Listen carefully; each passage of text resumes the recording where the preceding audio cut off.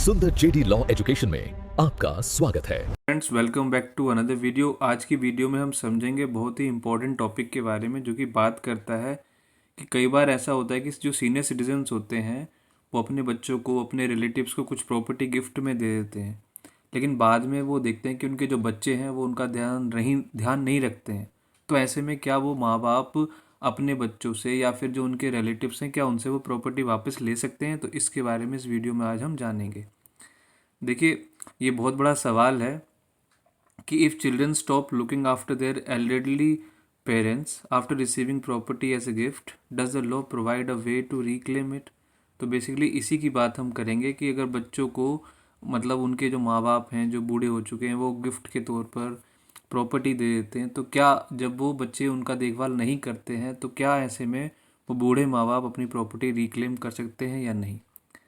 तो देखिए, इसका जो जवाब है वो बेसिकली क्या है कि बिल्कुल ऐसा लॉ में प्रोविज़न दिया गया है, वो अपनी प्रॉपर्टी को वापस ले सकते हैं। तो ये ऐसा दिया कहाँ पे है? देखिए, maintenance and welfare of parents and senior citizens act है 2007। तो पेरेंट्स के पास में इसमें राइट है, वो अपना जो भी उन्होंने प्रॉपर्टी ट्रांसफ़र की है उसको वो रिवोक कर सकते हैं, वो उसको कैंसिल कर सकते हैं। देखिए, अगर हम इसको समझें तो बेसिकली जो कानून है, ये कानून है, इसके अंदर सेक्शन 23 दिया गया है, जिसके अंदर ये प्रोवाइड किया गया है। तो ये जो सेक्शन 23 है, इसके अंदर कहा गया है specifically it deals with the protection of senior citizens property from ungrateful children और रिलेटिव्स। तो सेक्शन 23 जो है ये उस चीज़ के बारे में बात करता है कि जब उन बच्चों को प्रॉपर्टी दे दी गई जो कि बहुत बाद में क्या निकल गए, वो अनग्रेटफुल निकल गए, वो बिल्कुल थैंकफुल नहीं रहे अपने पेरेंट्स को उस गिफ्ट से। तो ये इस सेक्शन के अंदर ये चीज़ दी गई है। तो इसी सेक्शन के अंदर आप जो है कोर्ट में जा सकते हैं, लेकिन इसकी कुछ शर्त हैं, वो जान लेते हैं।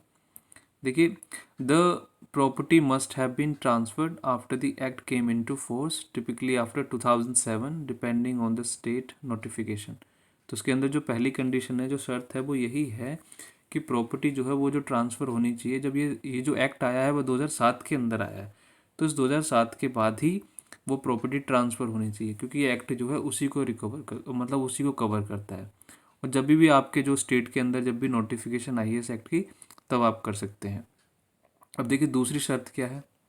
दूसरी शर्त है इसके अंदर, the transfer should ideally mention that the transferee, यानी कि जो चाइल्ड है, must provide basic amenities and physical needs to the senior citizens.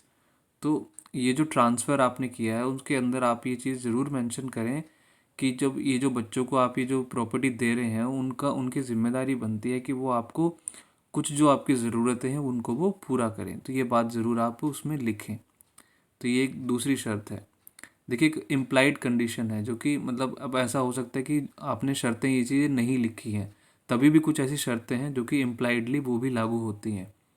तो even if the condition isn't written explicitly, many courts treats this caretaking duty as an implied part of the gift to parents। तो जैसे कि मैंने कहा कि हमने कई बार ये जो शर्तें जिनकी बात हमने करी वो नहीं लिखी होती हैं, तभी भी ऐसी है कि जो कि मतलब ऐसी शर्त है जो कि अपने आप में वो ना लिख कर भी वो शर्त मानी जाती है कि जब कोई पेरेंट्स या मतलब जो भी बूढ़े व्यक्ति अगर अपने बच्चों को, अपने रिश्तेदारों को कोई प्रॉपर्टी दे रहे हैं, गिफ्ट कर रहे हैं, तो वो कुछ ना कुछ एक्सपेक्टेशंस तो वो रखते ही हैं। तो वो कहीं ना कहीं कोर्ट इसको, देखिए, उसमें भी इसको मान लेता है। तो इसके अंदर देखिए, बेसिक नीड्स हम कह रहे हैं कि भाई बेसिक नीड्स जो अपने पेरेंट्स को, अपने ओल्ड एज पेरेंट्स को, जो रिलेटिव्स हैं, उनको प्रोवाइड कराएं, तो वो क्या क्या चीज़ें हो सकती हैं? देखिए, बहुत सिंपल चीज़ है कि खाना, उनको टाइम पे खाना दे देना, फूड दे देना। उनको मेडिसिन्स हैं, क्योंकि ओल्ड एज में काफ़ी बीमारियां होती हैं, तो उसके लिए कुछ दवाइयाँ दे दें। और शेल्टर, मतलब रहने के लिए, मतलब जिस घर को वो गिफ्ट कर रहे हैं, कम से कम उसमें जो उनको रहने के लिए कमरा दे दें। तो if these are denied, the gift can be declared void, यानी कि कैंसिल।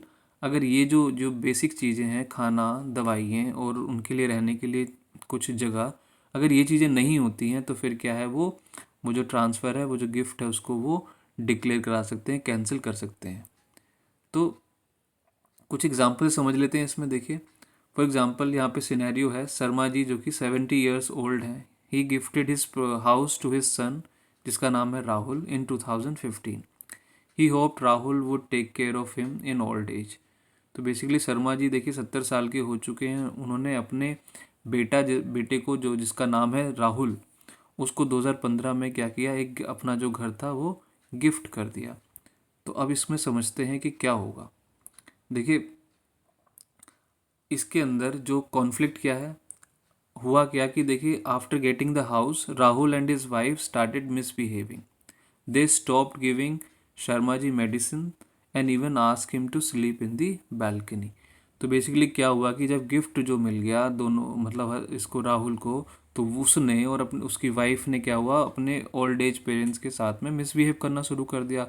उन्होंने जो उनकी दवाइयाँ देना बंद कर दिया, जो उनको मतलब जो जो रहने के लिए छत थी उसको मतलब ठीक से कमरा ना देने की जगह उनको बालकनी में सुलाने लगे।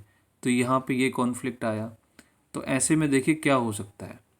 तो देखिए इसके अंदर लीगल एक्शन क्या है। Sharma ji filed case in maintenance tribunal under section 23। The tribunal cancel the gift deed and gave the house back to Sharma ji.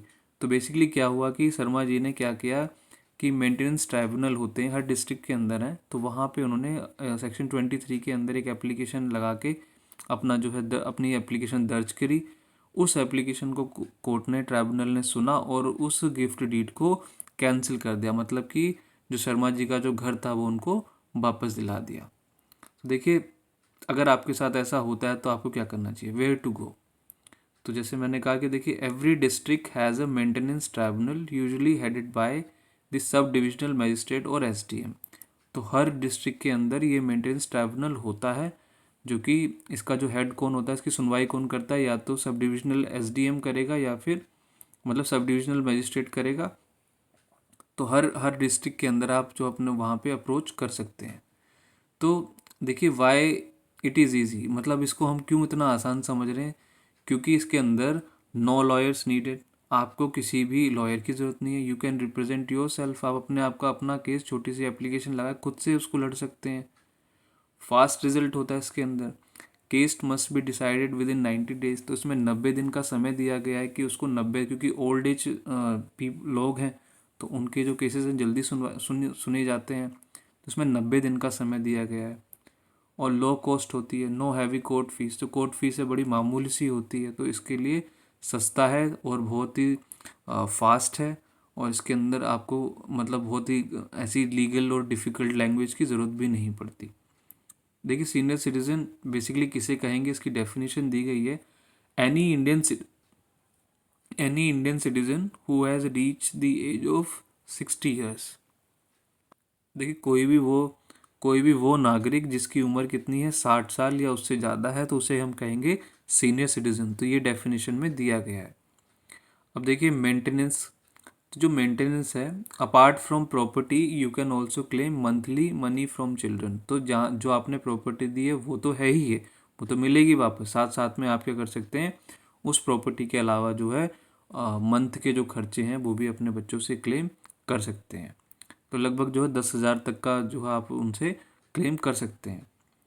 तो और जो जैसे मैंने कहा कि जो है बच्चे तो हैं ही हैं, लेकिन दूसरे रिलेटिव्स, कई बार क्या होता है, if you don't have children you can claim maintenance of property from relatives who will inherit your property letter.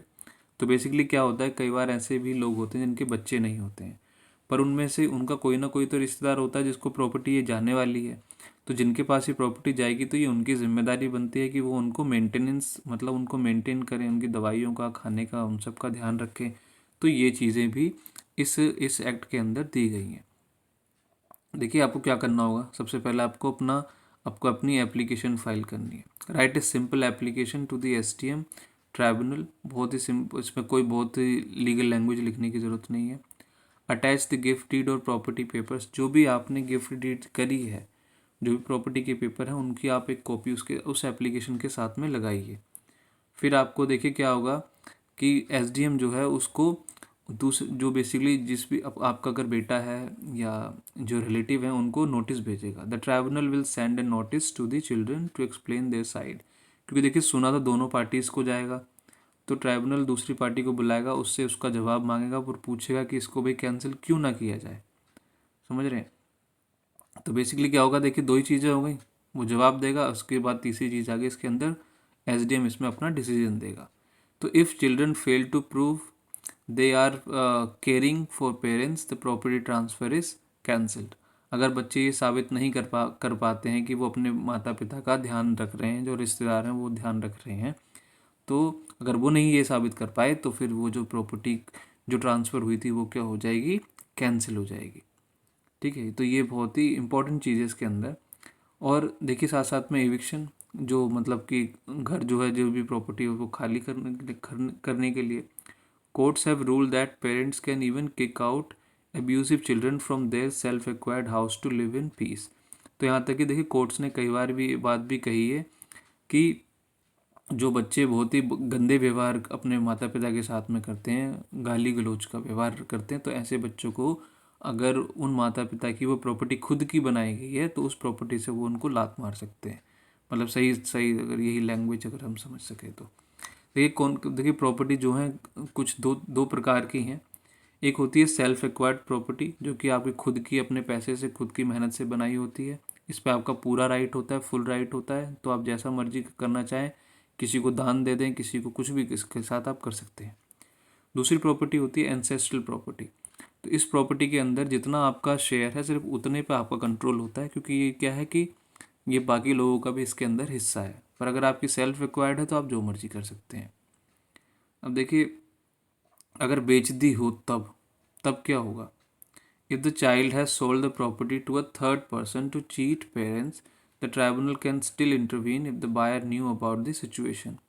देखिए होता क्या है कि कई बार ऐसा करते हैं कि बच्चे इस प्रॉपर्टी को अपने माता पिता को धोखा देने के लिए वो बेच देते हैं। तो ऐसे में भी जो है ट्राइब्यूनल जो है इसमें दखलंदाजी कर सकता है। वो कैसे हुआ कि देखिए जिसने खरीदी है प्रॉपर्टी, तो कोर्ट ये पता करना चाहेगा कि भाई क्या इस व्यक्ति को पता था इसके बारे में। अगर उसको पता था तो फिर ये कोर्ट उससे भी वापस कराएगी, क्योंकि कहीं ना कहीं वो भी मिली भगत है। तो यहाँ तक इस एक्ट के अंदर चीज़ें हैं। तो मेंटेनेंस देखिए डजंट मीन मनी, सिर्फ ऐसा नहीं कि सिर्फ पैसा। It includes medical care and dignity, मतलब सिर्फ जो मेडिकल की सुख सुविधाएं हैं वो चीज़ें, और एक जो रिस्पेक्ट है वो। Physical beating is not the only ground, mental torture is also a valid reason.